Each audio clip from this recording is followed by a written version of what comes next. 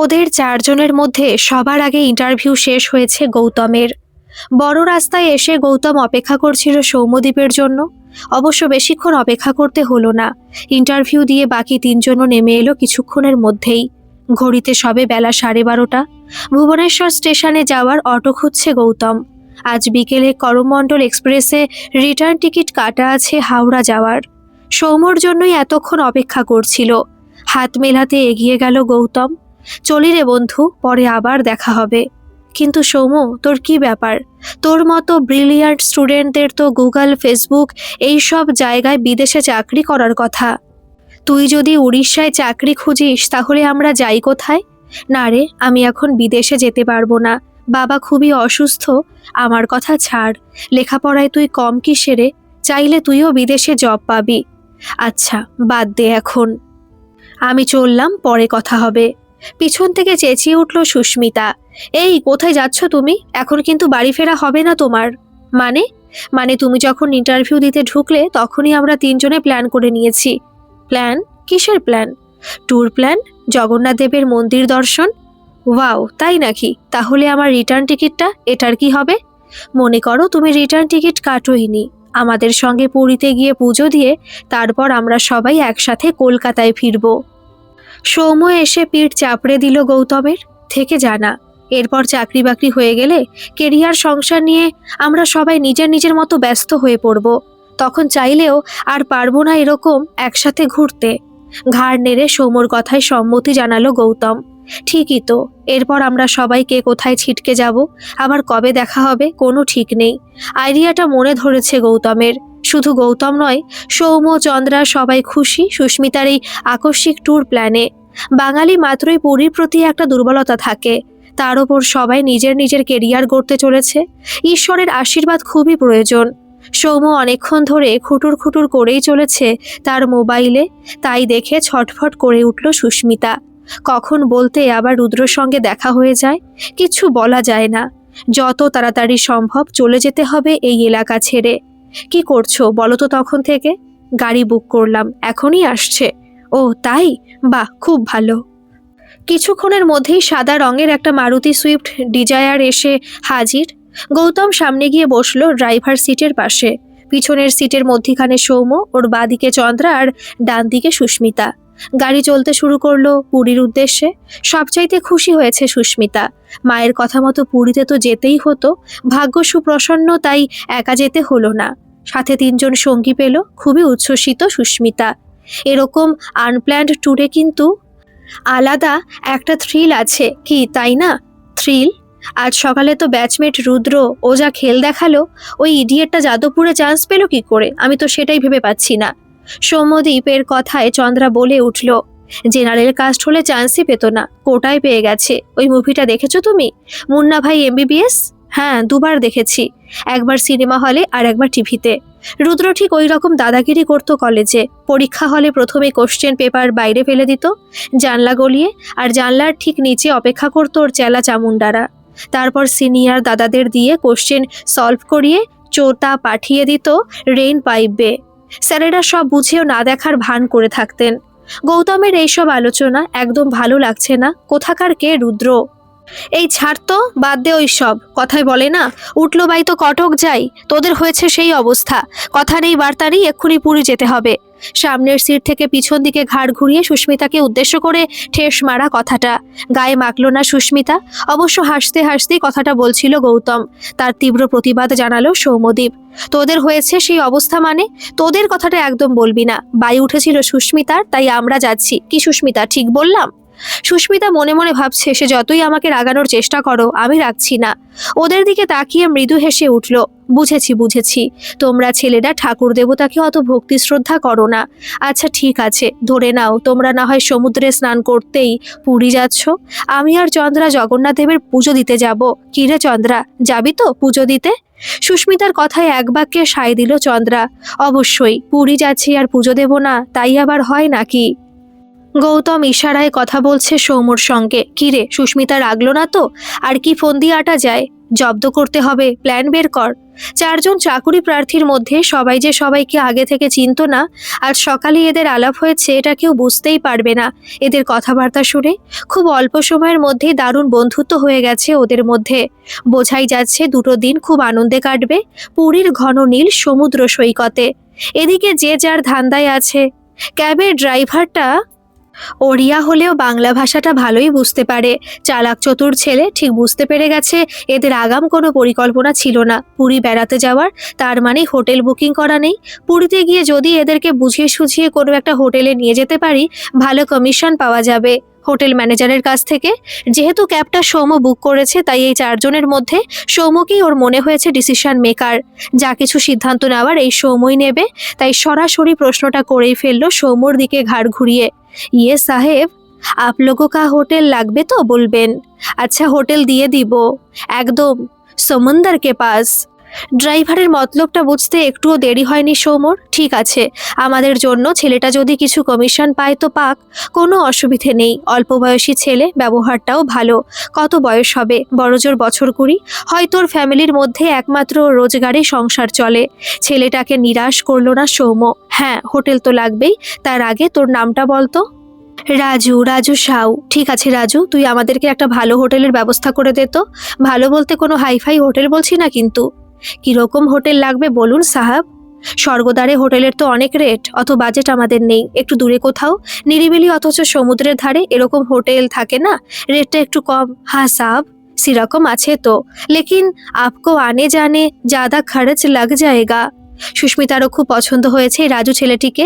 কি সুন্দর হিন্দি বাংলা মিশিয়ে কথা বলে। সুস্মিতা চাইছে আমরা যে কদিন পুরীতে থাকবো রাজুও সাথে থাকুক। আরে রাজু, আনা জানার খরচা আবার কিসের? আমরা তো তোমার গাড়িতে যাতায়াত করব। তুমি আমাদেরকে হোটেলে নামিয়ে দিয়ে ওখানেই গাড়িটা পার্ক করে রাখবে। কালকে পুজো দিতে যাব, তারপর লোকাল সাইট সিন দেখব। একদিন কোনারক যেতে পারি, বারবার গাড়ি খুঁজবো নাকি? খুশির হাসি ঝরে পড়ছে রাজুর মুখ চোখে। এরকমটা হলে তো খুবই ভালো হয়। বাকি তিনজনও সবাই একমত সুস্মিতার প্রস্তাবে। এটা একটা ভালো আইডিয়া দিয়েছে সুস্মিতা। গাড়ি ছুটে চলেছে দ্রুত গতিতে। পিছনের সিটের মাঝখানে বসেছে সৌম্য। ওর ডান দিকে সুস্মিতা আর বাদিকে চন্দ্রা। সুস্মিতার সঙ্গে তো সৌম্যর গতকালই আলাপ পরিচয় হয়ে গেছে, কিন্তু চন্দ্রার সঙ্গে সেইভাবে আলাপ হয়নি সৌম্যদীপের। টুকটাক কথাবার্তা হচ্ছে দুজনের মধ্যে। চন্দ্রাই বেশি কথা বলছে, নানান প্রশ্ন তার। কোথায় থাকে সৌম্য? শিবপুরে পড়ার সময় সৌম্য কি হস্টেলে থাকতো, নাকি বাড়ি থেকে যাতায়াত করতো? কে কে আছে সৌম্যর বাড়িতে?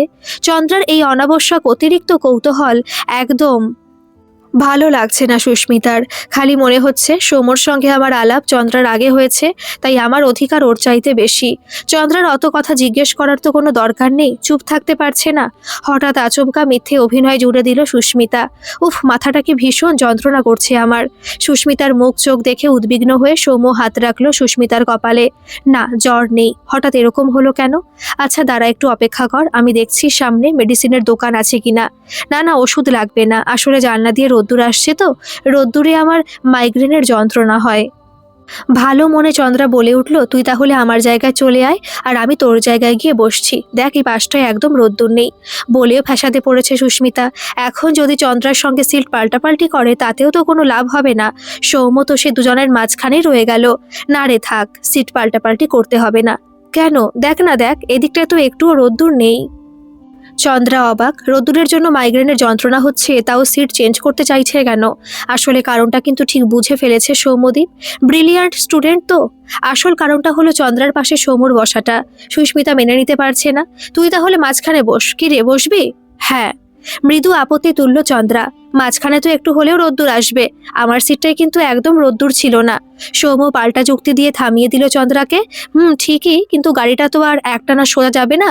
কখনো বাঁদিকে কখনো ডান দিকে টার্ন নেবে, তখন ওদিকেও রোদ্দুর আসবে। মাঝখানে বসলে সেটা হবে না। সৌম্য এত সুন্দর যুক্তি দিয়ে চন্দ্রাকে চুপ করিয়ে দিল। ভীষণ খুশি হয়েছে সুস্মিতা। গাড়িটা একটা জায়গায় সাইড করে দাঁড় করিয়ে সুস্মিতা আর সৌম্য নিজেদের সিট পাল্টাপাল্টি করে নিল। এখন মধ্যিখানে সুস্মিতা, একপাশে সৌম্য আর একপাশে চন্দ্রা। মধ্যিখানে বসা মাত্র মাইগ্রেনের যন্ত্রণা সেরে গেছে সুস্মিতার। কানের কাছে মুখ নিয়ে সৌম্য ফিসফিস করে বলল, কি রে, মাথায় আর যন্ত্রণা করছে না তো? না। সুস্মিতার ঠোঁটে বিজয়িনীর হাসি, সৌম্য হাসছে মনে মনে। এতক্ষণে সঠিক ওষুধ পড়েছে, যন্ত্রণা তো কমবেই।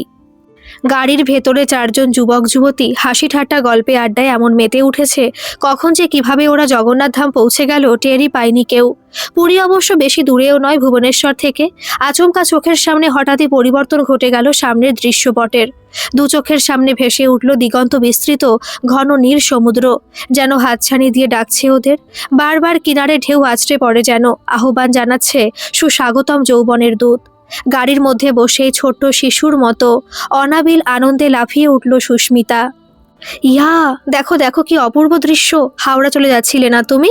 দেখো এখন কেমন লাগছে। গৌতম মুখে কিছু বলল না, মৃদু হেসে নামিয়ে দিল গাড়ির জানালার কাঁচটা। বাকিরাও সবাই কাঁচ নামিয়ে দিল ওর দেখা দেখি। আহ, কি আরাম! প্রাণ যেন জুড়িয়ে গেল। হু হু করে গাড়ির ভেতরে ঢুকছে ফুরফুরে ঠান্ডা বাতাস। প্রকৃতির নিজস্ব এসির কাছে কোথায় লাগে গাড়ির এসি। সবাই কাঁচ নামিয়ে দিয়েছে, তাই গাড়ির এসিটা বন্ধ করে দিল রাজু। গাড়ি এখন ছুটে চলেছে সি বিচ লাগোয়া পিচের রাস্তা ধরে। স্বর্গদ্বারের ভিড় ঠেলে বড় বড় হোটেলগুলোকে পাশ কাটিয়ে গাড়ি এগিয়ে চলেছে আরো বহু দূরে। দেখতে দেখতে ক্রমশ কমে আসছে জনবসতি, লোকালয়, কমে আসছে দোকানপাট, মানুষজন, কোলাহল। চারিদিকে শুধু বালি আর বালি, আর এক নাগাড়ে সমুদ্রে ঢেউয়ের অবিরাম ওঠানামা। ওই দূরে আবছা দেখা যাচ্ছে ভিনদেশি জাহাজের মাস্তুল। ডিঙি নৌকা চড়ে মাছ ধরতে বেরিয়েছে স্থানীয় মৎস্যজীবীরা। প্রায় অনেকখানি চলে আসার পর সুস্মিতা লক্ষ্য করল একেবারেই লোকজন নেই এই দিকটায়। একটা তিনতলা বাড়ির সামনে এসে গাড়িটা দাঁড় করালো রাজু। সামনের দিকে সি ফেসিং ব্যালকনি রয়েছে দেখা যাচ্ছে। মেইন গেটের ওপরে লেখা রয়েছে সাগর গেস্ট হাউস, কিন্তু এই গেস্ট হাউসে আদৌ কোনো বাসিন্দা আছে বলে তো মনে হচ্ছে না। গাড়িটা পার্ক করে নেমে এলো রাজু। নেমে আসতে বলল ওদের সবাইকে। গেস্ট হাউসটা দেখে গৌতম প্রথমে একটু বেশ অবাক হয়ে গেছে। এটা কোনো গেস্ট হাউস? এটা তো কারোর একটা তিনতলা বাড়ি মনে হচ্ছে। হ্যাঁ সাব, এর মালিক বাঙালি আছে, কলকাতায় থাকে, কাভি কাভি আসে, বাকি টাইম কিরায়া পে দেয়। সুস্মিতার খুব একটা পছন্দ হয়নি। এটা তো দেখে মনে হচ্ছে যেন শুধুমাত্র হানিমুন কাপলদের জন্য বানানো হয়েছে, যারা খুব একান্তে নিরিবিলি সময় কাটাতে চায়, শুধুমাত্র তাদের জন্য। এরকম নির্জন জায়গায় একটাও দোকানপাট নেই। থাকবো কি করে, খাবো কি? রাজু, তোমার এই গেস্ট হাউস দেখে তো মনে হয় না এখানে খাবার দাবার কিছু পাওয়া যায়। সুস্মিতার কথা শেষ হওয়ার আগেই ওদেরকে দেখতে পেয়ে মেইন গেট খুলে বাইরে বেরিয়ে এলেন একজন মাঝবয়সী ভদ্রলোক। পরনে তার খাটো ধুতি আর খদ্দরের ফতুয়া। আসুন আসুন দাদাবাবুরা, ভেতরে আসুন মা জননী। আমার নাম হরিপদ রায়, সবাই হরিদা বলে ডাকে। আমি এই সাগর গেস্ট হাউসের কেয়ারটেকার।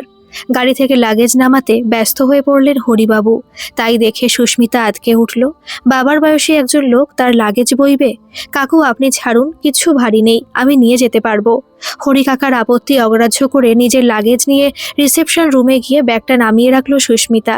গেস্ট হাউসটা আপাত দৃষ্টিতে অপছন্দ হলেও এই মানুষটির ব্যবহার ভালো লেগেছে। এখানে যদি খাবার দাবার ব্যবস্থা থাকে তাহলে আর অন্য কোথাও হোটেল খুঁজে কাজ নেই। শুধু রাত্রিটুকু শোয়ার জন্যই তো হোটেল নেওয়া, বাকি সময়টা তো আমরা ঘুরে বেরিয়েই কাটাবো। দুটো দিনের ব্যাপার, তেমন কিছু অসুবিধে হবে বলে মনে হয় না। হ্যাঁ মা, বলো তো, খাওয়া দাওয়ার ব্যাপারে তখন কি যেন বলছিলে?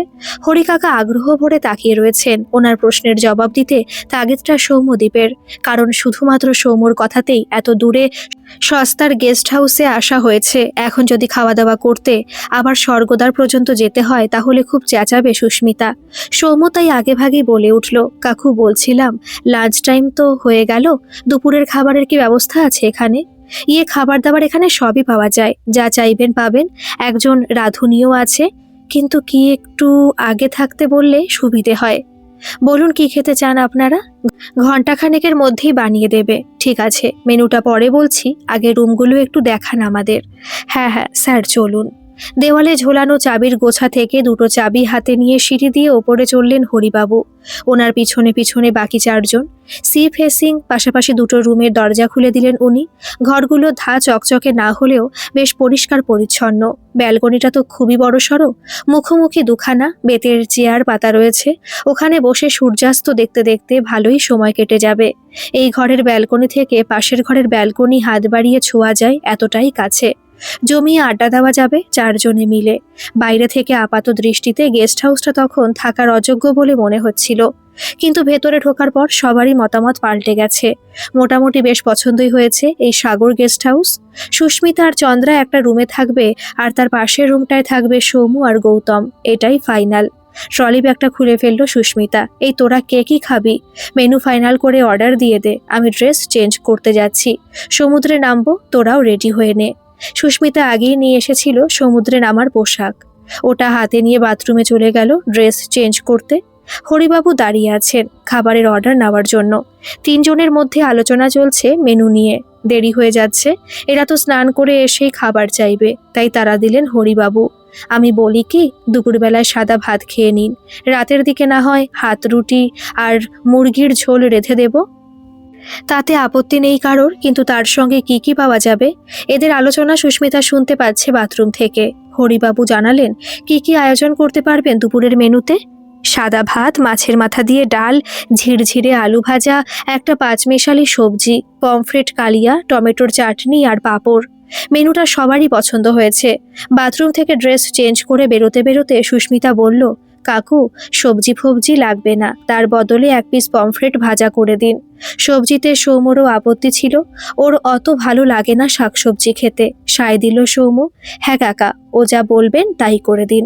তবে 4 জন নয়, 5 জনের জন্য। ওই ড্রাইভারের জন্য তো? হ্যাঁ হ্যাঁ, তাই হবে।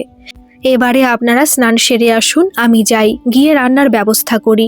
হরিবাবু চলে যেতেই সৌমর নজর পড়ল সুস্মিতার দিকে। আরে বাস, কি অসাধারণ লাগছে সুস্মিতাকে।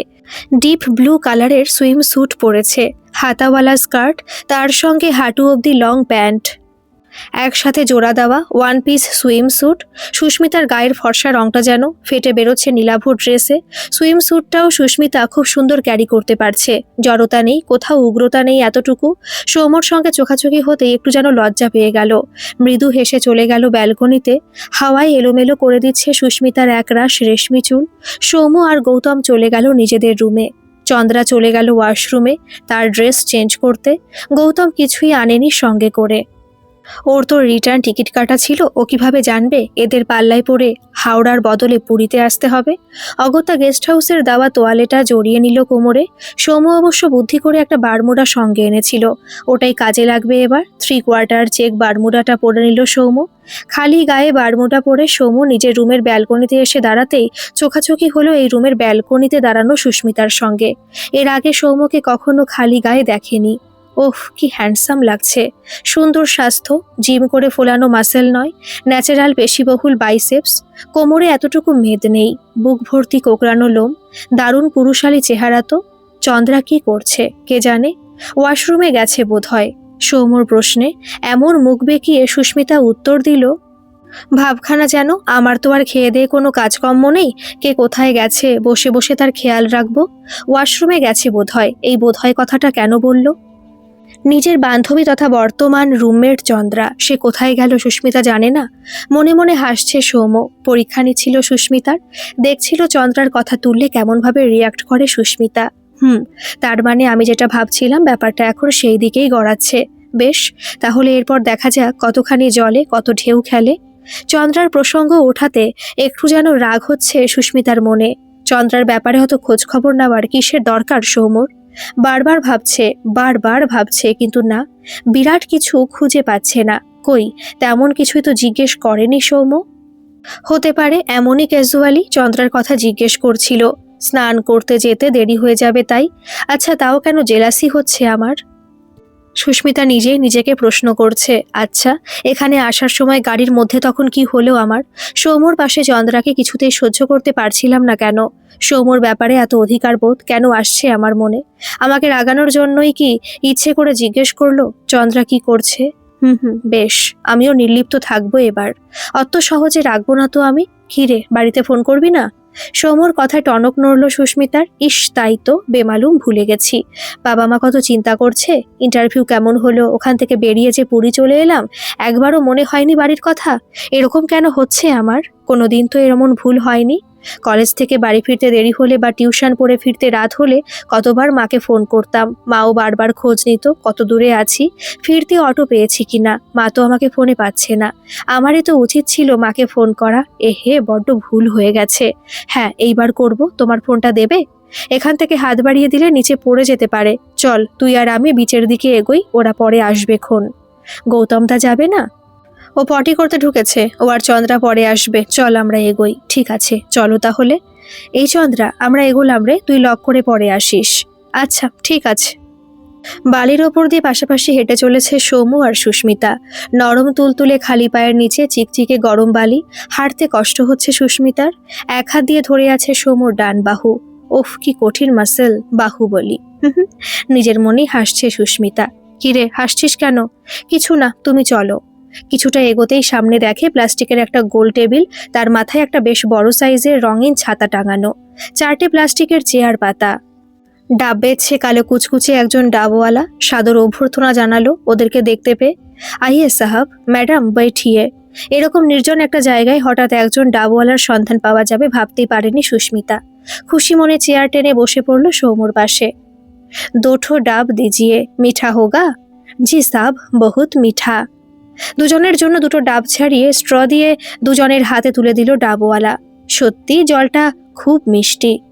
ডাব খাওয়া শেষ হতেই হাত বাড়ালো সুস্মিতা।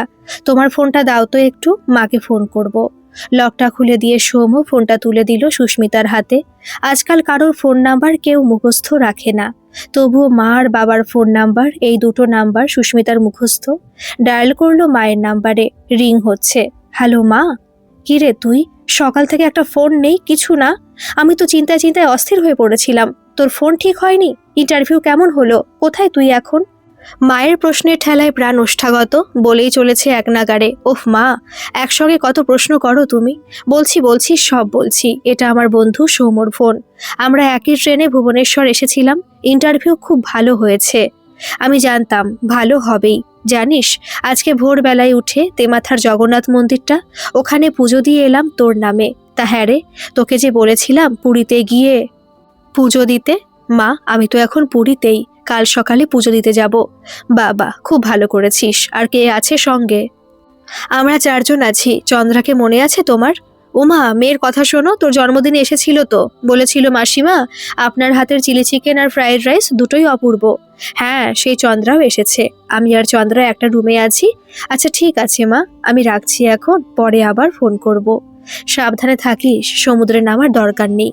না না, সমুদ্রে নামবো না তো। সমুদ্রের পাড়ে এক বালতি জল নিয়ে মগে করে গায়ে ঢালবো। রাখছি এখন। সুস্মিতার কথা শুনে মুচকি মুচকি হাসছে সৌম্য। তুই তো মহাপাজি, ব্যাগে করে সুইমিং কস্টিউম নিয়ে এসে এখন বলছিস মগে করে গায়ে জল ঢালবি। হা হা, বাই দ্য ওয়ে, এই কস্টিউমে তোকে কিন্তু পরীর মতো দেখতে লাগছে। ধ্যাৎ, নিজের প্রশংসা শুনে মনে মনে খুব খুশি হয়েছে, বলতে ইচ্ছে করছে তোমাকেও ভীষণ হ্যান্ডু লাগছে, খালি গায়ে আর বারমুডায়। সুস্মিতা ফোনটা ফিরিয়ে দিতেই আপত্তি করলো সৌম্য। ফোনটা তোর কাছে রেখে দে, আয় তোকে প্যাটার্ন আনলকটা দেখিয়ে দিই, এইভাবেই খুলবি। সুস্মিতা একটু সরে এসে সৌম্যর গা ঘেঁষে বসলো। প্যাটার্ন আনলকটা শেখার সময় ছুঁয়ে গেল সৌম্যর হাতের তালু, হাতের আঙুল। কেমন যেন একটা শিহরণ খেলে গেল সুস্মিতার সারা শরীর জুড়ে। আর ঠিক তখনই বেজে উঠল সৌম্যর ফোনটা। গানের রুচি আছে সৌম্যর, রিংটোনটা খুব সুন্দর। একটুকু ছোঁয়া লাগে, একটুকু কথা শুনে। একবার রিং হয়ে কেটে গেল। Unknown number. Soumya call back করলো না। যার দরকার সে আবার কল করে নেবে, কিন্তু সৌম্যর ফোনটা আমার কাছে রাখবো কেন? সুস্মিতার খারাপ লাগছে। না না, তোমার ফোনটা তোমার কাছেই রাখো। আরে ধুস, এত কিন্তু কিন্তু করছিস কেন? আমার কল এলে তখন আমাকে দিয়ে দিবি। অন্য সময় তুই তোর ইচ্ছে মতো সেলফি তোল, ভিডিও কর, যা খুশি কর। ভীষণ খুশি হয়েছে সুস্মিতা। সৌম্যর নিশ্চয়ই কোনো গার্লফ্রেন্ড নেই। যদি থাকতো তাহলে ফোনটা এইভাবে আনলক করে আমাকে দিয়ে দিত না। ফোনটা হাতে নিয়ে ক্যামেরা ওপেন করলো সুস্মিতা। ঠিক আছে, তুমি এত করে বলছো যখন নিচ্ছি। চলো, তোমার সঙ্গে প্রথমে একটা সেলফি তুলে ফেলি। এসো, আর একটু কাছে সরে এসো। পাশাপাশি ঘনিষ্ঠ হয়ে বসলো দুজনে। শাটারে চাপ দিল সুস্মিতা। ক্লিক। এইচডি ছবিতে অসাধারণ লাগছে দুজনকেই। মুগ্ধ হয়ে ছবিতে সৌম্যর মুখটা দেখছে সুস্মিতা। উফ, কি অপূর্ব সুন্দর। তুমুল তোলপাড় হচ্ছে সুস্মিতার কোমল হৃদয়, তার নানান প্রশ্ন সৌম্যকে ঘিরে। আজকাল স্মার্টফোন হচ্ছে ভীষণ পার্সোনাল একটা জিনিস, সেটা কেউ কাউকে এইভাবে অন্যের হাতে তুলে দেয় না, কেউ কাউকে এইভাবে ফোনের প্যাটার্ন আনলক হাতে ধরিয়ে দেখিয়ে দেয় না। বিশেষ করে সদ্য পরিচিত দুদিনের আলাপের ভ্রমর সঙ্গীকে তো নয়। তাহলে দিল কেন? কেন দিল আমাকে? নিশ্চয়ই আমার ওপরে বিশ্বাসও জন্মেছে। সৌম্যর সঙ্গে আমার সম্পর্কটা তাহলে আদতে কি? একটি চাকরির প্রতিযোগী, একটি ছোট্ট ট্যুরের ভ্রমণ সঙ্গী, নাকি এর বাইরে অন্য কিছু? হ্যাঁ, একটা বন্ধুত্বপূর্ণ সম্পর্ক তো হয়েইছে। সেই সম্পর্কে কি শুধুমাত্রই বন্ধুত্ব, নাকি তার চেয়েও বেশি গুরুত্ব আছে? সেটা বুঝতে গেলে যে আমাকে আরো গভীরে যেতে হবে, আরো গভীরে। এই তুমি গান জানো? নিশ্চয়ই জানো, তাই না? তোমার রিংটোনটা এত ভালো, তাই ভাবছিলাম। এই শোনাও না গো একটুখানি, প্লিজ। শুনবি? 2 লাইন কিন্তু। তাই শুনবো। ভরাট কণ্ঠে খুব জনপ্রিয় একটি বাংলা গান ধরল সৌম্যদীপ। গভীরে যাও, আরো গভীরে যাও, এই বুঝি তল পেলে ফের হারালে, গভীরে যাও, আরো গভীরে যাও। মুগ্ধ দৃষ্টিতে বিভোর হয়ে তাকিয়ে আছে সুস্মিতা। তুমি তুমি আমাকে আবার বিস্মিত করলে, মিস্টার মিস্টেরিয়াস। কি জাদুতে আবার তুমি বুঝে ফেললে আমার মনের গোপন কথা। তার সাথে এটাও বুঝিয়ে দিলে তোমার মনের গোপন কথাটি জানতে হলে আমাকে যেতে হবে গভীরে, আরো গভীরে, আরো গভীরে। সদ্য তোলা ছবিটা ঘুরিয়ে ফিরিয়ে বারবার দেখছে সুস্মিতা। উফ, কি সুন্দর লাগছে দুজনকেই। কিন্তু মাত্র একটা ছবিতে তো আর আশ মেটে না, তাই সুস্মিতা পটাপট আরো কয়েকটা ছবি তুলে নিল বিভিন্ন অ্যাঙ্গেলে। মন ভরে সেলফি তোলা শেষ হতেই দেখে, আরে পেটটা তো ভরে নেই, খুব খিদে পাচ্ছে যে। সে কোন সকালে খেয়েছে পুরি সবজি। কি গো, ওরা এখনো এলো না তো? আমরা কতক্ষণ বসে থাকবো? দাঁড়া, একটা ফোন করি গৌতমকে। ধুর, এরকম চুপচাপ বসে থাকলে তো আরো বেশি খিদে পেয়ে যাচ্ছে আমার। না না, ফোন করতে হবে না, যখন আসবে আসবে। তুমি চলো তো, তুমি আর আমি স্নান করতে নেমে যাই। সৌম্যর হাত ধরে টানতে টানতে সমুদ্রের কাছে নিয়ে গেল সুস্মিতা। ভাই সাব, आप थोड़ा फोटो खींच देंगे प्लीज? ठीक है, आपका मोबाइल दीजिए। ডাবওয়ালার হাতে মোবাইল ধরিয়ে দিয়ে সৌম্যকে নিয়ে জলে নামলো সুস্মিতা। সৌম্যর হাতে হাত ধরে আছে সুস্মিতা। একের পর এক ঢেউ আসছে আর দুজনে উবু হয়ে বসে পড়ছে। বড় বড় ঢেউগুলো ওদের মাথার ওপর দিয়ে উড়ে গিয়ে আছড়ে পড়ছে সমুদ্র সৈকতে। ভালো একটা কাজ পেয়েছে ডাবওয়ালা। খদ্দের নাই, বসে বসে তার সময় কাটছিল না। এখন মোবাইলটা হাতে পেয়ে সমানে ফটো তুলেই চলেছে। সমুদ্রের তীব্র গর্জনে শোনা যাচ্ছে না পাশের মানুষের কথা। মুখের সামনে 2 হাত জড়ো করে ধরে খুব জোরে সুস্মিতা চিৎকার করে উঠল, ভাই সাব ভিডিও লিজিয়েগা, ভিডিও। হাত নেড়ে আশ্বস্ত করলো ডাবওয়ালা। শুধু স্টিল ছবি নয়, অনেক ভিডিও তুলেছে। কিছুক্ষণের মধ্যে গৌতম আর চন্দ্রা এসে হাজির। গৌতমের পরনে গেস্ট হাউসের সেই তোয়ালে, চন্দ্রা অবশ্য অন্য একটা চুড়িদার পরেছে। সুস্মিতাকে দেখে চন্দ্রা ভাবছে, বাহ কি সুন্দর ড্রেসটা তো। ইস, আগে কেন আমি খেয়াল করলাম না। এই গেস্ট হাউসে ঢোকার আগে স্বর্গদ্বার থেকে কিনে নিলেই ভালো হতো। যাকগে, বিকেলে যখন ঘুরতে বেরোবো তখন একটা কিনে নিলেই হবে। কালকেও তো সমুদ্রে নামা আছে। কিরে সুস্মিতা, আমাদের জন্য অপেক্ষা না করে জলে নেমে পড়লি? এটা কি টাইম কল নাকি রে যে জল চলে যাবে? নেমে পড় তোরা। भाई साहब, अभी हम 4 लोगों का पिक्चर चाहिए एक साथ, ठीक है? हाँ हाँ ठीक है, पिक्चर उठाएंगे, साथ में वीडियो भी उठाएंगे। জলের মধ্যে সে কি দাপাদাপি 4 জনে মিলে, হাতে হাত ধরে একসাথে 4 জনের গ্রুপই। ঢেউয়ের সঙ্গে ওদের লাফালাফির ভিডিও তুলেই চলেছে ডাবওয়ালা। এখানেও সুস্মিতা অতিরিক্ত সতর্ক। হাতে হাত ধরে ফটো তোলার সময় একদম বাঁদিকে সৌম্য, তার পাশে সুস্মিতা, সুস্মিতার আরেক পাশে চন্দ্রা, আর একেবারে ডান দিকে গৌতম। সহজ সরল মেয়ে চন্দ্রার মাথায় এসব আসে না। সৌম্য কিন্তু সব বুঝতে পারছে। একটা অধিকার বোধ আস্তে আস্তে জন্মাচ্ছে সুস্মিতার মনের ভেতরে। অধিকার বোধ তো সেখানেই জন্মায় যেখানে প্রকৃত ভালোবাসা থাকে। কোনো তৃতীয় ব্যক্তির নাক গলানো তখন একেবারেই সহ্য করতে পারে না, ভীষণ পজেসিভ হয়ে পড়ে ভালোবাসার মানুষটির ব্যাপারে। তাহলে কি সুস্মিতা আমাকে নিছক বন্ধুর চেয়েও এক ধাপ এগিয়ে রেখেছে? ক্রমশ কি জড়িয়ে পড়ছে ভালোবাসার জালে? 1 ঘন্টার বেশি হয়ে গেল সমুদ্রে নেমেছে ওরা, কারোরই ওঠার নাম নেই। ওদিকে রান্না বান্না সব সেরে ফেলেছেন হরিবাবু। খাবার তো ঠান্ডা হয়ে যাবে এরপর। অগত্যা রাজুকে দিয়ে ওদেরকে ডাকতে পাঠালেন উনি। খানা তৈয়ার আছে, আপ লোক জলদি আসেন, চাচা বুলা রাহা হে। অনিচ্ছা সত্ত্বেও বাধ্য হয়ে সবাইকে উঠে পড়তে হলো। এরপর তো রুমে গিয়ে আরও এক প্রস্থ স্নান করতে হবে।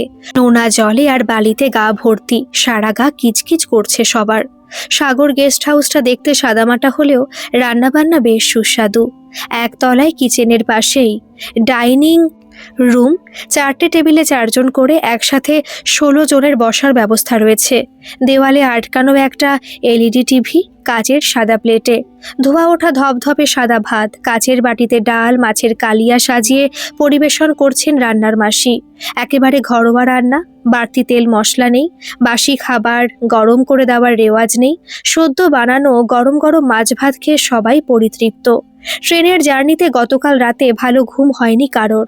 তারপর আজকে সমুদ্রে আবার 1 ঘন্টার বেশি দাপাদাপি হয়েছে। এর সঙ্গে যোগ হয়েছে বাঙালির প্রিয় মাছ ভাত। ব্যাস আর যায় কোথায়। খাওয়া দাওয়ার পর ঘুম চোখে জুড়িয়ে আসছে সবার। এসি চালিয়ে চন্দ্রা আর সুস্মিতা শুয়ে পড়ল। পাশের রুমে সৌমু আর গৌতম দুজনে রেস্ট নিচ্ছে। রোদের তেজটা একটু কমুক, তারপর বিকেলের দিকে স্বর্গদ্বার থেকে ঘুরে আসবো সবাই মিলে। এটাই ওদের প্ল্যান। বিছানায় শুতে না শুতেই এসি ঠান্ডা হাওয়ায় ঘুম এসে গেছে সবারই। জানলার পর্দাগুলো টানা, আধো অন্ধকার হয়ে আছে ঘরটা। কতক্ষণ ওরা ঘুমিয়েছিল খেয়াল নেই। ঘুম ভাঙল দরজায় ঠক ঠক আওয়াজে। চা দিতে এসেছেন হরিবাবু নিজেই। গরম ধোয়া ওঠা চায়ে একটা চুমুক দিয়ে খোশ মেজাজে গৌতম বলে উঠল, কি গুরু, সবেতেই তুমি 1 নম্বর হলে কি করে চলবে? আমরা কি তাহলে আমরা চুষবো? মানে ঠিক বুঝলাম না। বুঝলি না? আমি কিন্তু ভালোই বুঝতে পারছি। কি, তোর প্রেমে তো হাবুডুবু খাচ্ছে রে সুস্মিতা। ও, কি করে বুঝলি? আরে বোঝা যায়, সব বোঝা যায়। কেন, তুই বুঝিসনি? মেয়েটা কিন্তু সত্যি 1 নম্বর। ওর কোনো বয়ফ্রেন্ড নেই। চন্দ্রার কাছ থেকে সব খবর নিয়ে নিয়েছি। তার মানে চন্দ্রাও জানে? কি? ওই যে বললি প্রেমে হাবুডুবু খাচ্ছে সুস্মিতা। না না, সেটা জানে কিনা জানি না। এটা সম্পূর্ণ আমার ধারণা। ভুবনেশ্বর থেকে গাড়িতে আসার সময় ঘাড় ঘুরিয়ে তোদেরকে দেখছিলাম তো। সিসিটিভির কাজ করছিলি? হ্যাঁ, সেটা বলতে পারিস। তখনই লক্ষ্য করেছি সুস্মিতার চাহনি, তোর প্রতি একটা অনুরাগের ছোঁয়া। তারপর আজকে আবার স্নান করার সময়ও লক্ষ্য করলাম তোকে কেমন ঘিরে রাখছে, আগলে রাখছে। আমার কথাটা শোন, তুই আজকে প্রপোজটা করে ফেল। মেয়েটা সত্যি ভালো রে। শুধু দেখতে শুনতেই নয়, স্বভাব চরিত্রেও ভালো। তুই ওর ফার্স্ট লাভ। তুইও তো কোনোদিন প্রেম করলি না, এবারে কর। খুব সুখী হবি তোরা। এটা কি তোর প্রিভিয়াস এক্সপিরিয়েন্স থেকে বলছিস?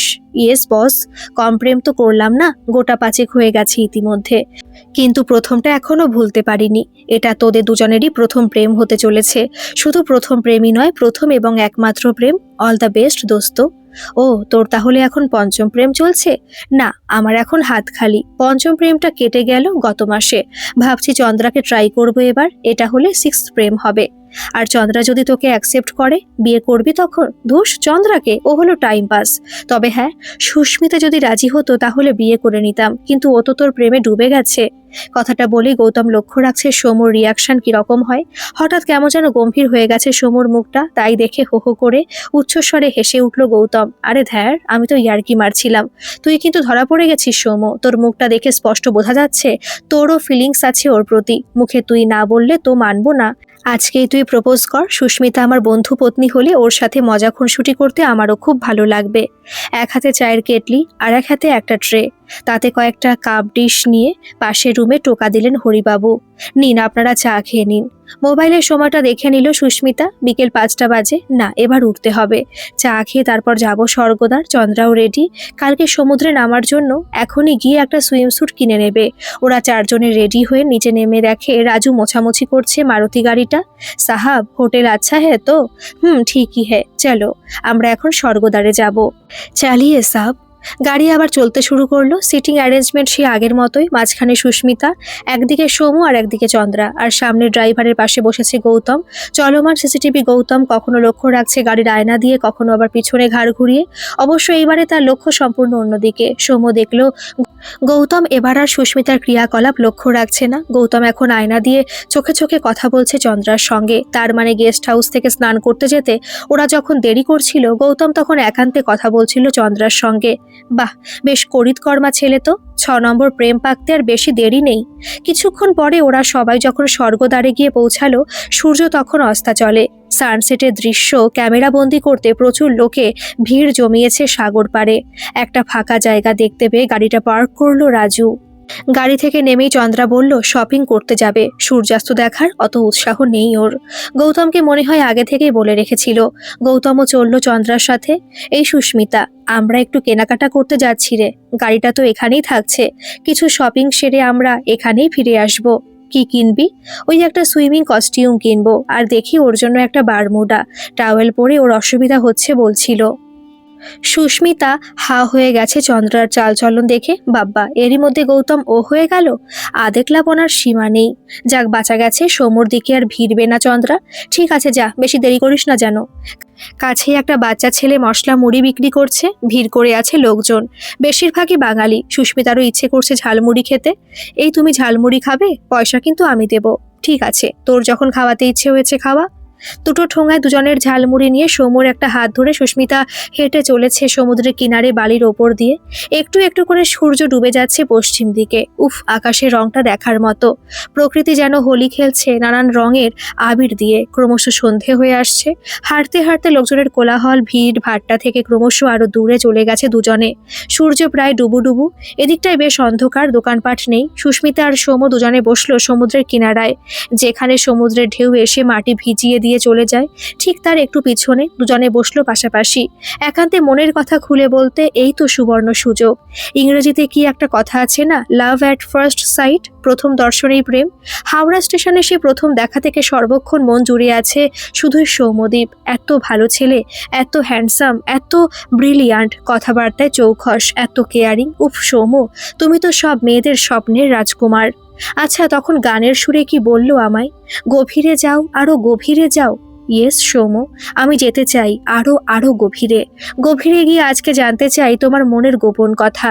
সৌম্যকে নিয়ে তুমুল তোলপাড় চলছে সুস্মিতার মনে। আচ্ছা, সৌম্যর কি কোনো গার্লফ্রেন্ড আছে কি জানি। যাই হোক, মনের কথা মনে চেপে রাখতে নেই। মনে যেটা আছে সেটা বলে ফেলতে হয়, তাতে যা হওয়ার হবে। নিজের কাছে নিজে অন্তত এটুকু শান্তি তো পাবো যে আমার যেটা বলার ছিল সেটা আমি বলেছি, এরপর বাকিটা যা হওয়ার তাই হবে। না না, আর একদম দেরি নয়, এবার বলেই ফেলি। সুস্মিতা প্রস্তুত, মনে জোর আনার চেষ্টা করছে, নিজের সাহস দিচ্ছে নিজেকে। কে বলেছে প্রপোজ শুধু ছেলেরাই করবে, মেয়েরা করে না? কে করে না করে আমার জানার দরকার নেই। সৌম্যকে আমি এক্ষুনি প্রপোজ করব। এই মুহূর্তে এক বুক নিঃশ্বাস নিয়ে সৌম্যর একটা হাত নিজের কোলে টেনে নিল সুস্মিতা। সৌম্য, একটা কথা জিজ্ঞেস করব তোমায়? হ্যাঁ বল। বেশ কয়েকবার তোমাকে জিজ্ঞেস করব ভেবেও বলতে পারিনি। কি কথা? তীব্র গতিতে চলছে সুস্মিতার হৃদস্পন্দন। গুছিয়ে বলতে পারবে তো সবটা? মনের মধ্যে চলছে একটা দ্বন্দ্ব, কি হয় কি হয়। চুপটি করে সুস্মিতা বসে আছে, খেলার ছলে নাড়াচাড়া করছে সৌম্যর হাতের আঙুলগুলো নিয়ে। কি হলো বল। হ্যাঁ, ওই যে তুমি বলছিলে না আমার রাত জাগার অভ্যেস আছে, আমি ভোরে উঠতে পারি না, কি করে তুমি জানলে বলো তো? ও, এটা তো খুব সিম্পল, যে রাত জাগে সে ভোরবেলায় ওঠে না। সেটা বলছি না, আমি বলছি আমার যে রাত জাগার অভ্যেস আছে। সেটা তুমি কি করে জানলে? এটাও খুব সহজ। যাদের ভূতের গল্পের নেশা থাকে তারা একটু গভীর রাতে ভূতের গল্প পড়তে ভালোবাসে, যেমন তুই। আমি যে ভূতের গল্প পড়তে ভালোবাসি সেটাও তুমি জেনে গেছো? ও মাই গড, কি করে জানলে গো তুমি? উফ, জানো, যখন আমি খুব ছোট্ট ছিলাম তখন থেকেই আমার ভূতের গল্পের নেশা। বাপির কাছ থেকে রোজ একটা অন্তত ভূতের গল্প না শুনলে আমার ঘুমই হতো না। কিন্তু তুমি কি করে জানলে? কই, সেটা বললে না তো। আরে ট্রেনে তখন তুই তোর ট্রলি ব্যাগটা ঘাঁটছিলি না মোবাইল খোঁজার জন্য, তখনই তো তোর ট্রলি ব্যাগে দেখলাম ভূত প্রেতের ছবি দেওয়া একটা গল্পের বই, 100 ভূতের গল্প। উফ, কি চোখ গো তোমার। ঠিকই ধরেছ, রাত জেগে গল্পের বই পড়তে ভীষণ ভালো লাগে আমার, বিশেষ করে ভূতের গল্প। আবার চুপ করে গেছে সুস্মিতা। যেটা বলবে বলে ভেবেছিল কিছুতেই সেটা বলতে পারছে না। বলতে গেলেই গলা শুকিয়ে কাঠ হয়ে আসছে। অনেকক্ষণ ধরে সুস্মিতা চুপটি করে একভাবে বসে আছে দেখে সৌম্য নিজে নীরবতা ভঙ্গ করলো।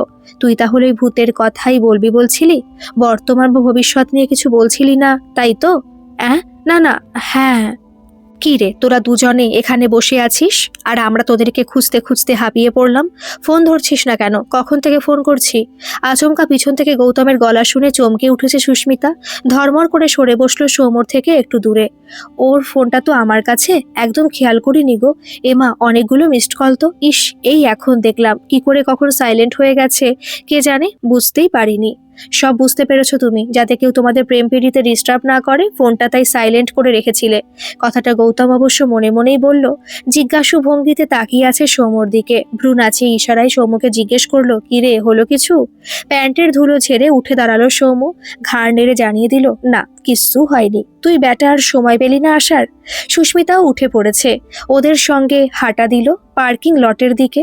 সামনে চলেছে দুই বন্ধু, সৌম্য আর গৌতম, পিছনে পিছনে চন্দ্রা আর সুস্মিতা। চন্দ্রার হাতে ঝুলছে একটা ক্যারি ব্যাগ, তাতে মনে হয় সুইমস্যুট রয়েছে, কিন্তু গৌতমের তো হাত খালি, ও কিছু কেনেনি। ও চন্দ্রার একই হাতে তো দেখছি দুখানা ক্যারি ব্যাগ, তার মানে গৌতমেরটাও চন্দ্রাই বয়ে নিয়ে চলেছে। বাহ, ভালোই জমে গেছে দুজনে। মাঝখান থেকে আমি বলতে পারলাম না আমার কথাটা। এখন খুব আফসোস হচ্ছে সুস্মিতার। সৌম্য অবশ্য ঠিকই বুঝতে পেরেছে আসলে ঠিক কোন কথাটা বলতে চাইছিল সুস্মিতা। অত্যন্ত বুদ্ধিমান ছেলে তো। সৌম্যর জীবনে প্রেমের প্রস্তাব কোনো নতুন বিষয় নয়, বহু প্রস্তাব এসেছে এর আগে, কিন্তু প্রতিবারেই সৌম্য সেই সব প্রস্তাব প্রত্যাখ্যান করেছে সবিনয়ে। তার কারণ সৌম্য তাদের কারোর মধ্যেই স্বাভাবিক সরলতা খুঁজে পায়নি। কিছুজন ছিল সাময়িক সুখ নিতে কামুক, গৌতমের ভাষায় টাইম পাস, আর কিছু এসেছিল অর্থলোভী। এগুলো সৌম্যর চোখে ভালোবাসা তো নয়, ভালো লাগাও নয়, এগুলো হচ্ছে বিনিময় প্রথা, গিভ অ্যান্ড টেক পলিসি। কিছু পেতে গেলে কিছু দিতে হয়, এরকম মনোভাব। নিষ্পাপ নিঃস্বার্থভাবে কাউকে কাছে পাওয়ার যে আকুলতা, সুস্মিতার আগে এরকমটা আর কাউকে দেখেনি সৌম্য। বেচারি খুব চেষ্টা করছিল বলার, না বলা কথাটা নিশ্চয়ই এখনো বারবার বিচ্ছে সুস্মিতার মনে। ওর এখন একটু স্পর্শ চাই, সৌম্যর স্পর্শ, তাহলেও বুঝতে পারবে ও যেটা বলতে চাইছিল সেটা বলে ফেললেও প্রত্যাখ্যিত হবে না। হাঁটার গতি কমিয়ে দিল সৌম্যদীপ, কিছুটা পিছিয়ে পড়ে ধরে নিল সুস্মিতার একটা হাত। আগে আগে গৌতম একা হেঁটে যাচ্ছে দেখে চন্দ্রা এগিয়ে গেল গৌতমের পাশাপাশি। যাক, ভালো হয়েছে। এদিকে রাস্তাটায় কোনো আলো নেই। সুস্মিতা ডান হাত দিয়ে জড়িয়ে ধরল সৌম্যর বাম বাহু। মুখ চোখে হতাশার ছাপ কেটে গিয়ে আবার ফিরে এসেছে খুশির ছোঁয়া। মনে মনে ভাবছে, তখন বলতে পারলাম না তো কি হয়েছে, আজকে রাতের মধ্যে আমি বলবো তোমায়, নইলে সারা রাত আমার ঘুমই হবে না আজকে।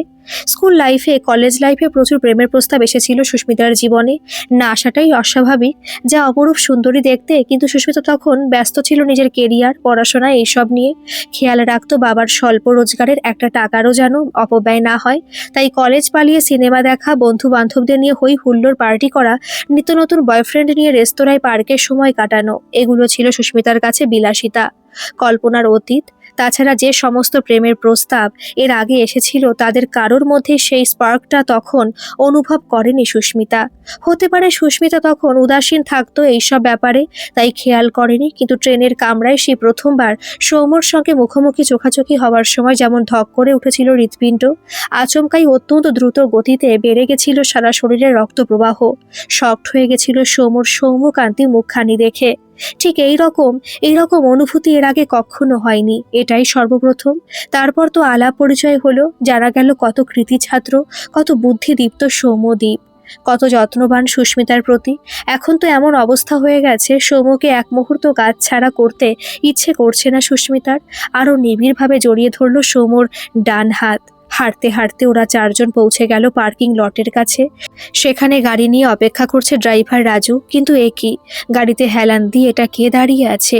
রুদ্র না? হ্যাঁ, রুদ্রই তো। গাড়ি দরজা গার্ড করে দাঁড়িয়ে আছে হেলান দিয়ে, হাতে জ্বলন্ত সিগারেট, ধোয়ার কুণ্ডলি পাকাচ্ছে আকাশপানে। রুদ্র তাহলে ভুবনেশ্বর থেকে তাড়া করে শেষ পর্যন্ত এখানেও চলে এসেছে। কিন্তু ওরা যে এই গাড়িটাতেই ভাড়া করেছে জানলো কি করে? তাহলে কি গাড়িটা যখন পার্ক করা হচ্ছিল তখন কি দূর থেকে ওদেরকে এই গাড়ি থেকে নামতে লক্ষ্য করেছে? নিশ্চয়ই তাই হবে। তারপর অপেক্ষা করছিল মোক্ষম সুযোগের। ভেবেছিল সুস্মিতাকে একা পাবে, কিন্তু তার হলো না। সুস্মিতার সৌম্যকে হাত ধরাধরি করে এদিকে আসতে দেখে রাগে ফেটে পড়ল রুদ্র। কিরে শালি, এখানে এসে নাগর জুটিয়ে ফেলেছিস? হ্যাঁ, আমি কি দোষ করেছিলাম মামুনি? কি কম আছে আমার মধ্যে? সরে যাও সামনে থেকে। কেন, না গেলে কি করবি? অনেক সহ্য করেছে সৌম্যদীপ, আর মানতে পারছে না রুদ্র বেয়াদবি। আচমকা দ্রাম করে এক জোরালো ঘুষি চালিয়ে দিল রুদ্রর মুখের ওপর। টাল সামলাতে না পেরে মাটিতে লুটিয়ে পড়ল রুদ্রনীল। ও করে মুখ থেকে বেরোলো একদলা লাল সাদা থুতু। গালের ভেতরে কেটে গেছে মনে হয়, লালা গড়াচ্ছে ঠোঁটের কষবে। ভক করে নাকে একটা কটু গন্ধ নাকে এলো। মদ খেয়ে চুর হয়ে আছে রুদ্র। চোখ দুটো লাল টকটকে। উঠে দাঁড়াতে চেষ্টা করছে কিন্তু পারছে না। ভয়ে সিটিয়ে গেছে চন্দ্রা। শক্ত করে ধরে আছে গৌতমের হাত। এত দ্রুত ঘটে গেল সবকিছু। সুস্মিতা বিস্ময় বিমূঢ়। সৌম্যর এইরকম মেজাজ, এইরকম রাগ রূপ এর আগে কখনো দেখেনি। অনেক শ্রদ্ধা বেড়ে গেল অসম সাহসী সৌম্যর প্রতি। যে ভাষায় রুদ্র কথা বলছিল, উচিত শাস্তি পেয়েছে। চল চল সবাই গাড়িতে ওঠ। সৌমুর তাগাদায় সবাই তাড়াতাড়ি উঠে পড়ল গাড়িতে। অত্যন্ত গম্ভীর হয়ে আছে সৌমুর মুখটা। সুস্মিতা আর চন্দ্রা দুজনেই চুপ করে গেছে। পরিস্থিতি স্বাভাবিক করতে গৌতম একটু চেঁচিয়ে বলল, আরে এই রাজু, তোমার গাড়িতে গান টান বাজে না? হা সাব আভি চালাতা হু। রাজু একটা হিন্দি রোমান্টিক গান চালিয়ে দিল তার গাড়ির সাউন্ড সিস্টেমে। রুদ্রকে নিয়ে আর কেউ কিছু আলোচনা করছে না, সবাই ভুলে যেতে চাইছে কিছুক্ষণ আগের এই ঘটনাটা। চারজনে ফিরে চলেছে সাগর গেস্ট হাউসে। চন্দ্রার কেনা হয়ে গেছে তার সুইমিং কস্টিউম। গাড়ির মধ্যে সেটা বের করে সুস্মিতাকে দেখাতে ব্যস্ত। সুস্মিতা যেন এখন একটা ঘোরের মধ্যে রয়েছে। চন্দ্রা কি বলে চলেছে সব কথা ওর মাথায় ঢুকছে না। এক হাত দিয়ে চন্দ্রার ড্রেসটা দেখছে, সুস্মিতার আর একটা হাত খেলা করছে সৌমুর হাতের আঙুল নিয়ে। গাড়ির মধ্যে আধো আধারে অন্যরা সেটা টের পাচ্ছে না। হঠাৎ বেজে উঠল সৌমুর মোবাইল। একটুকু ছোঁয়া লাগে, একটুকু কথা শুনে।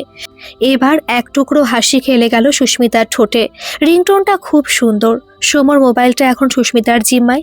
নাম্বারটা সেভ করা না থাকলেও সুস্মিতার বুঝতে অসুবিধা হয়নি এটা তার মায়ের নাম্বার। হ্যাঁ মা, বলো। কি করছিস এখন? মন্দিরে গেছিলি? না মা, আজকে ঘুরতে গেছিলাম, মন্দিরে কাল যাব। ঠিক আছে, আমাদের গোত্র জানিস তো? উফ মা, তুমি এমন এক একটা কথা বলো না। নিজের গোত্র জানবো না আমি? মনে মনে বলল, এখনো গোত্রান্তর হয়নি মা। সেরকম সম্ভাবনা হলে সর্বপ্রথমে আমি তোমাকেই জানাবো মা। ঠিক আছে, রাখছি এখন। আমরা হোটেলে ঢুকছি। গাড়িটা এসে থামলো সাগর গেস্ট হাউসের সামনে। ওদের ফিরতে দেরি দেখে গেস্ট হাউসের সামনে পায়চারি করছিলেন হরিবাবু। আসুন আসুন, খাবার রেডি, আগে খেয়ে নিন, তারপরে ওপরে যাবেন। হরিবাবুকে অনেক ভোরে উঠতে হয়, ঘরে ঘরে চা দিতে যেতে হয়, সকালের জলখাবারের ব্যবস্থা করতে হয়, বাজারহাট করতে যেতে হয়। তাই তাড়াতাড়ি শুয়ে পড়েন উনি, সেই জন্য তাগাদা দিচ্ছেন। এদের খাওয়া দাওয়া মিটলে উনি নিজে খেয়ে তারপর শুতে যাবেন। সৌমুর এখনই খাওয়ার ইচ্ছে নেই। সুস্মিতাকে জিজ্ঞেস করলো, কি রে, তোর খিদে পাচ্ছে? না না, সন্ধেবেলায় মশলা মুড়ি খেলাম না, সবে 9টা বাজে, পরে খাবো। আমার কিন্তু খুব জোর খিদে পেয়ে গেছে। চন্দ্রার কথায় সায় দিল গৌতম। উফ চন্দ্রা, আজকে আমায় যা ঘোরান ঘুরিয়েছে। কোনো দোকান বোধহয় আর বাদ নেই। তার পছন্দই হয় না সুইমিং কস্টিউম। 200টা দোকান ঘুরে ফাইনালি যে দোকানটা থেকে কিনলো ওই দোকানটায় আমরা প্রথমে গেছিলাম, তখনই কিনে নিলে এত ঘুরতে হতো না।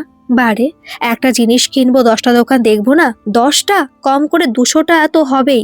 জানিস সৌমু, কোথাও একটু খেতে পর্যন্ত দাঁড়াতে দেয়নি। আমার ভাই বড্ড খিদে পেয়ে গেছে, আমি বসে পড়ছি। আরে ঠিক আছে, তোরা দুজনে খেয়ে নে, আমি আর সুস্মিতা পরে খাবো। ফ্যাসাদে পড়েছেন হরিবাবু, গোমরা মুখে দাঁড়িয়ে আছেন উনি। অতিথিরা না খেলে উনি কি করে খাওয়া দাওয়া সেরে ঘুমাতে যাবেন? মুশকিল আসান করে দিল সৌম্যদীপ। কাকা, মাইক্রোওয়েভ ওভেন আছে এখানে? হ্যাঁ আছে তো।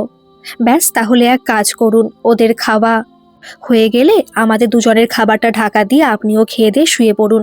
আমি আর সুস্মিতা একটু রাত করে খাবো, তখন আমরা গরম করে নেব ওভেনে। পারবে তো তোমরা? হ্যাঁ হ্যাঁ, খুব পারবো। ঠিক আছে, আমি এই ডাইনিং টেবিলে তোমাদের দুজনের খাবার ঢাকা দিয়ে রাখবো। তোমরা কিন্তু বেশি রাত্তির করো না। চন্দ্রা আর গৌতম খেতে বসলো ডাইনিং টেবিলে। খাবার বাড়ছে রান্নার মাসি, পরোটা আর চিলি চিকেন। ওরা খেতে শুরু করতেই সৌমু আর সুস্মিতা বেরিয়ে গেল গেস্ট হাউস থেকে। যাই, আমরা একটু সমুদ্রের হাওয়া খেয়ে আসি। পিছন থেকে গৌতম হাত নাড়ালো, তোরা যা, আমরাও আসছি খাওয়া হয়ে গেলেই। পাশাপাশি হেঁটে চলেছে সুস্মিতা আর সৌমু।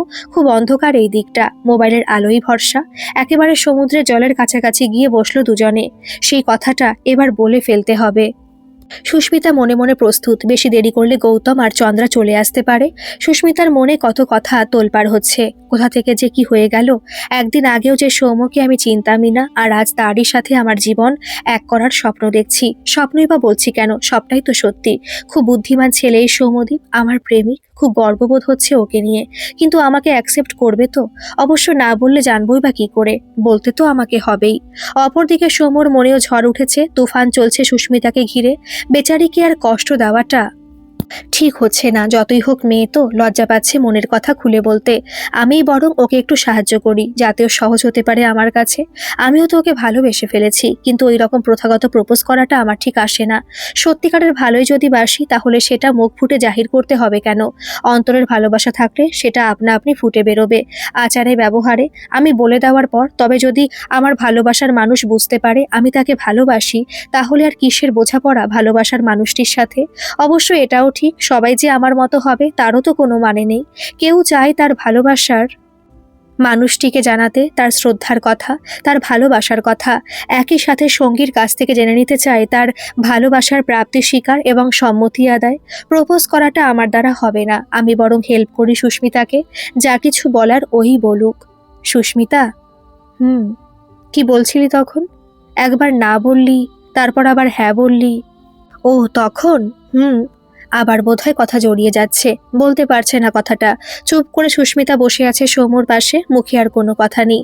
সৌম্য তার একটা হাত আলতো করে সুস্মিতার কাঁধের ওপর দিয়ে নিয়ে কাছে টেনে নিল সুস্মিতাকে, কানের কাছে মুখ নিয়ে আস্তে করে বলল, কি রে, ভালোবাসিস আমায়? আচমকা সৌম্যর মুখে এরকম অপ্রত্যাশিত কথা শুনে চমকে উঠল সুস্মিতা। আবার আবার তুমি ধরে ফেললে? হাতে নাতে ধরা পড়ে গেলাম তোমার কাছে। ইস কি লজ্জা। লজ্জায় লাল হয়ে গেছে সুস্মিতার গলা। সৌম্যকে জড়িয়ে ধরে মুখ লুকালো সৌম্যর বুকে। কি রে বল। ইস, জানে না যেন। আমি কি করে জানবো, তুই না বললে? আমিও জানি না। বলবি না তো? আমি বলতেই পারবো না। বেশ, তাহলে রুমে যাই, দেখি চন্দ্রা কি করছে। এই, কোথাও যাবে না তুমি? হ্যাঁ হ্যাঁ, ভালোবাসি, খুব খুব খুব ভালোবাসি তোমায়। আর তুমি? তুমি কাকে ভালোবাসো? আমি? তুমি তুমি।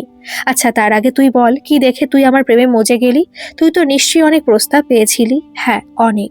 অনেক ছেলেই প্রপোজ করেছে আমায়, কিন্তু তাদের মধ্যে কেউই তোমার মতো সর্বগুণ সম্পন্ন ছিল না। তোমার উপস্থিত বুদ্ধি, তোমার সাহস দেখে আমি সত্যি বলছি একেবারে ডুবে গেছি তোমার প্রেমে। হঠাৎ এই গভীর আধারের নীরবতা খান খান করে এক গগনভেদী চিৎকার শোনা গেল। সাহস? সাহস দেখাচ্ছে? শালির সাহস আমার কম কিসেরে? আমার বুদ্ধি নাই? আমি কি লেখাপড়া শিখিনি? এবার দেখ সাহস কাকে বলে। প্রচন্ড ভয়ে পেয়ে সুস্মিতা পেছন ফিরে তাকিয়ে দেখে রুদ্র দাঁড়িয়ে আছে একেবারে ঘাড়ের কাছে। তার হাতে চকচক করছে একটা ধারালো ছোরা। উফ, আমাদেরকে ফলো করতে করতে ঠিক এখানেও পৌঁছে গেছে। ঠিকানা পেলো কি করে? নিশ্চয়ই রাজু দিয়েছে। কি হবে এখন? চাঁদের আলোয় ঝলসে উঠল চকচকে ধারালো অস্ত্র, নিশানা সৌম্যর দিকে। তখনকার বদলা নিতে এখানে এসে হাজির। সৌম্যকে মেরেই তারপর চিরে কালা ফালা করে দেবে সুস্মিতার হৃৎপিণ্ড। আজ এখানে ইতি টানবে সুস্মিতার প্রেম পীড়িতের। এটাই রুদ্রর এখন একমাত্র লক্ষ্য। ভয়ানক জোরে চেঁচিয়ে উঠল সুস্মিতা, খবরদার, যদি আর এক পাও এগিয়েছ, আমি কিন্তু চিৎকার করে এখনই লোক জড়ো করব। এই মুহূর্তে চলে যাও এখান থেকে। ডাক না ডাক, চেঁচিয়ে ডাক। কাকে ডাকবি ডেকে আন। আজকে তোদের দুজনের মৃত্যু। কেউ আটকাতে পারবে না রে, কেউ পারবে না। আচমকা ক্ষিপ্র গতিতে এক মুঠো বালি তুলে নিয়ে সৌম্য ছুঁড়ে মারল রুদ্র চোখের দিকে। হঠাৎ এরকম আক্রমণ আগাম আজ করতে পারেনি রুদ্র। বাহাতে চোখটা চেপে ধরে ডান হাত দিয়ে এলোপাতাড়ি চালাতে লাগলো ধারালো ছোরাটা। আর একটু হলে ছোরাটা এসে আমূল বিঁধে যেত সুস্মিতার বুকে। ঠিক তক্ষুনি সৌম্য এক ধাক্কা দিল রুদ্র ডান হাতের কবজিতে। লক্ষ্যভ্রষ্ট হয়ে সুস্মিতা রক্ষা পেলেও ধারালো ছোরার আঘাতে অনেকখানি চিরে গেছে সৌম্য ডান হাতের তালু। গলগল করে রক্ত ঝরছে দেখে প্রচন্ড ভয় পেয়ে তীব্র চিৎকার করে কেঁদে উঠল সুস্মিতা। চন্দ্রার গৌতম তখন খাওয়া দাওয়া শেষ করে সমুদ্রের দিকেই আসছিল। দূর থেকে ঘটনাটা ওরা দেখতে পেয়ে ছুটতে ছুটতে এগিয়ে গেছে ওদেরকে বাঁচাতে। বুদ্ধি করে চন্দ্রা 100 নাম্বারে ডায়াল করে দিয়েছে। তখনই পুলিশ অফিসার আশ্বাস দিয়েছেন যত দ্রুত সম্ভব ওনারা পৌঁছে যাবেন ঘটনাস্থলে। ওরা দুজনে দৌড়াতে দৌড়াতে সামনে এসে দেখে পাগলের মতো এদিক ওদিক ছোড়া চালাচ্ছে বদ্ধ মাতাল রুদ্র। রুদ্রর পিছনে একটা জোরালো লাথি মেরে বালিতে ফেলে দিল গৌতম। আর সঙ্গে সঙ্গে চন্দ্রা আর সুস্মিতা দুজনে মিলে ওড়না দিয়ে পিচ মোড়া করে বেঁধে ফেলেছে রুদ্রকে। কেড়ে নিয়েছে ওর ধারালো অস্ত্র। খুব তড়পাচ্ছে রুদ্র, জালে পড়া জ্যান্ত মাছের মতো। 100 নম্বরে এত রাতে একটি মেয়ের অসহায় চিৎকার শুনে থানায় আর বসে থাকতে পারেননি থানার বড়বাবু শ্রী হৃদয় মুখার্জি। তক্ষুনি জিপ নিয়ে নিজেই বেরিয়ে পড়েছেন হাবিলদারকে সাথে নিয়ে। অল্প সময়ের মধ্যেই ওনারা পৌঁছে গেলেন ঘটনাস্থলে। প্রত্যক্ষদর্শী হিসেবে গৌতম আর চন্দ্রা সাক্ষ্য দিল পুরো ঘটনাটার। কনস্টেবল এসে হ্যান্ডকাপ পরালো রুদ্র 2 হাতে। আপনারা সবাই আমার সঙ্গে থানায় চলুন। এনার নামে অ্যাটেম্প টু মার্ডার কেস দেওয়া হবে। আপনাদের লিখিত বয়ান চাই। আর এই ভদ্রলোকের, এনার যা রক্তপাত হয়েছে, এনাকে এক্ষুনি হাসপাতালে নিয়ে যেতে হবে। সবাই উঠে বসলো পুলিশ জিপে। থানায় না ঢুকে মিস্টার মুখার্জি জিপটাকে প্রথমে নিয়ে গেলেন এক সরকারি হাসপাতালের এমার্জেন্সি ওয়ার্ডে। মিস্টার মুখার্জি নিজে এসেছেন, তাই দেখে দ্রুত শুরু হয়ে গেল সৌম্যর চিকিৎসা। ভেতরে নিয়ে গিয়ে সৌম্যর হাতে স্টিচ করা হচ্ছে। রুদ্রকে হাত করা পরিয়ে বেঁধে রাখা হয়েছে জিপের একটা রডের সাথে। এমার্জেন্সি ওয়ার্ডের বাইরের বেঞ্চে অপেক্ষা করছে চন্দ্রা, গৌতম আর সুস্মিতা। কিছুক্ষণ পর মিস্টার মুখার্জি ডেকে নিয়ে গেলেন সুস্মিতাকে। তুমি আমার মেয়ের বয়সী, তাই তুমি করেই বলছি। হ্যাঁ আঙ্কেল, কোনো অসুবিধা নেই। ওর ডান হাতে 4টে স্টিচ করতে হয়েছে। ভাগ্য ভালো কবজিতে লাগেনি। কবজির শিরা ছিঁড়ে গেলে কিন্তু প্রাণহানি হয়ে যেতেও পারত। ও হ্যাঁ, উনি তোমাকে ভেতরে ডাকছিলেন, যাও গিয়ে দেখা করে এসো। রিয়েলি? উনি কিন্তু একজন অত্যন্ত সাহসী ব্যক্তি। যেভাবে নিজের জীবন বিপন্ন করে তোমাকে বাঁচিয়েছেন, hats off. By the way, উনি কে হন তোমার? লাজুক নয়নে মাথা নিচু করে সুস্মিতা উত্তর দিল, আমার হবু স্বামী। আমিও সেটাই আন্দাজ করছিলাম। যাক, খুব ভালো একজন মানুষকে তোমার জীবন সঙ্গী হিসেবে পেতে চলেছ। অনেক শুভেচ্ছা রইল আমার। যেভাবে উনি তোমাকে আজ প্রাণে বাঁচিয়ে দিয়েছেন, সত্যি ভাবা যায় না। এটাই তো আসল প্রেম, এটাই তো আসল ভালোবাসা, যে প্রেমে কোনো বাধাই বাধা নয়, যে প্রেম অপ্রতিরোধ্য, সেই প্রেমের নাম দুর্নিবার। গল্পটি কেমন লাগলো অবশ্যই কমেন্ট করে জানাবেন, আর ভালো লাগলে একটা সাবস্ক্রাইব করে আমার পাশে থাকবেন। ধন্যবাদ।